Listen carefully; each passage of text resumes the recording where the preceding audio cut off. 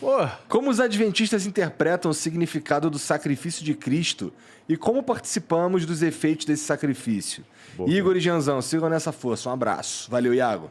Ô, Iago, a gente entende assim, bom, o Iago sabe a resposta, porque ele estuda bastante a doutrina adventista, ele responde ali tudo, então vou dar uma resposta aqui, Iago, o seguinte: o sacrifício de Cristo, para mim, o que eu tenho, talvez uma diferença da teologia evangélica clássica, digamos assim, é que geralmente ensina assim, eu vou falar com vocês, o Iago sabe disso, mas só para contextualizar, eles colocam que antes da cruz, vivíamos no período da lei.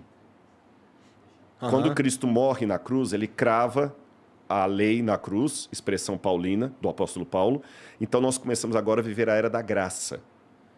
Nós não precisamos mais da lei, né? Então, tem essa dicotomia. Era da graça, perdão, era da lei e era da graça. Tá bom? Antes da cruz, depois da cruz. A partir desta visão, é estupidez eu falar de guarda do sábado. Tá certo? Mesmo porque não tem nenhum mandamento no Novo Testamento falando claramente guarde o sábado. Tem no Antigo, tem um monte, mas no Novo Testamento não.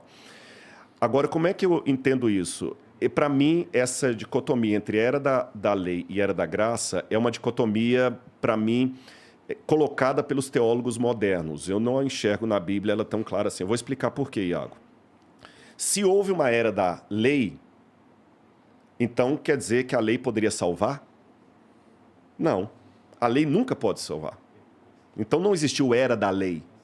A lei não salva ninguém. Eu acabei de falar, quem salva é a graça de Cristo. Mas se o que salva é a graça de Cristo, como Moisés, Abraão, Isaac, Jacó, Daniel, etc., todo mundo que viveu antes da cruz foi salvo. Eles foram salvos pela graça de Cristo, do Cristo que ainda haveria de morrer. Ou seja, Abraão, Isaac e Jacó foram salvos como eu sou salvo. A única diferença é que eu sou salvo pós-morte de Cristo e eles são salvos antes da morte de Cristo. Mas o sangue de Cristo na cruz do Calvário é que propiciou a salvação tanto do que viveram antes como depois. Ou seja, todo mundo, de Adão até o último, é salvo pela graça. A lei não salva. Bom, se todos são salvos pela graça, então eu sou salvo pela graça tanto quanto Moisés. Se Moisés, que era salvo pela graça, tinha que guardar a lei, por que o Rodrigo, que é salvo pela graça, não precisa guardar a lei?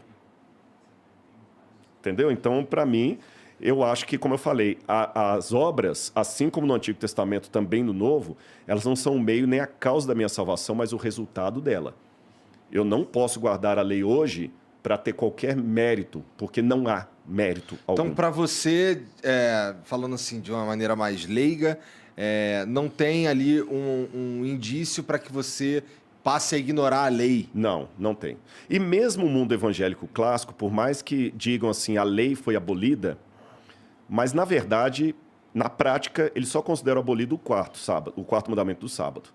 Porque se você perguntar a qualquer evangélico que acha que a lei foi abolida, se ele adora imagem de escultura, ele vai falar que não.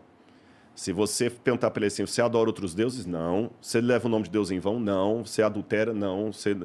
Por quê? Porque na lei fala que não. Então, quer dizer, dos 10 mandamentos, eles consideram 9 em vigor. Só o sábado que não consideram. Então, se eu for olhar assim, na prática, seria mais coerente dizer que o que foi abolido foi o sábado e não a lei.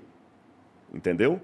Porque é só o sábado que eles não seguem. Porque os outros, eles acham que estão todos em vigor. Mas até porque todos os outros mandamentos, eles são meio que como você ser um ser humano melhor do bem. Né? Se você cometeu algum desses crimes aqui que estão descritos nos 10 mandamentos, você é um ser humano de merda. Né? Agora, o fato da ignorância. A ignorância é uma dádiva. Já falei aqui umas 3 vezes isso. O sábado é que pega. Mas, de qualquer maneira, eu quero deixar bem claro uma coisa. Nesse aspecto aqui, eu tenho diferença da posição do Iago, de outros evangélicos sobre a guarda da lei. Eu espero ter respondido, pelo menos de maneira didática, porque a pergunta mereceria mais tempo, e eu estou falando aqui para um auditório que nem todo mundo conhece. Mas eu quero dizer bem claro uma coisa aqui. Quando eu falei que o Iago, que eu o admiro e que é um homem de Deus, eu não fui hipócrita. Para mim, ele é. Aí eu vou até devolver aquela pergunta que você me fez lá. Tá bom? E se eu morrer hoje, Deus que defenda, eu quero ainda ficar vivo, porque se eu morrer, quem vai ficar vivo sou eu, porque ela casa de novo. Né? Se eu morrer hoje, o Iago morrer hoje, eu guardando o sábado, ele não guardando o sábado, se ele tiver com Cristo no coração dele, eu tiver com Cristo no meu coração, nós vamos ressuscitar para o mesmo céu. E não vai ter um condomínio de adventista e um condomínio de... Não, a gente vai para o mesmo céu, tá certo? Eu vou morrer em Cristo Jesus, ele vai morrer em Cristo Jesus, desde que eu aceite Cristo como meu salvador pessoal. É isso que o pessoal não entendeu naquela época, quando eu falei, que o próprio Iago discordou de mim, que eu falei de encontrar ateus. É porque eu não posso julgar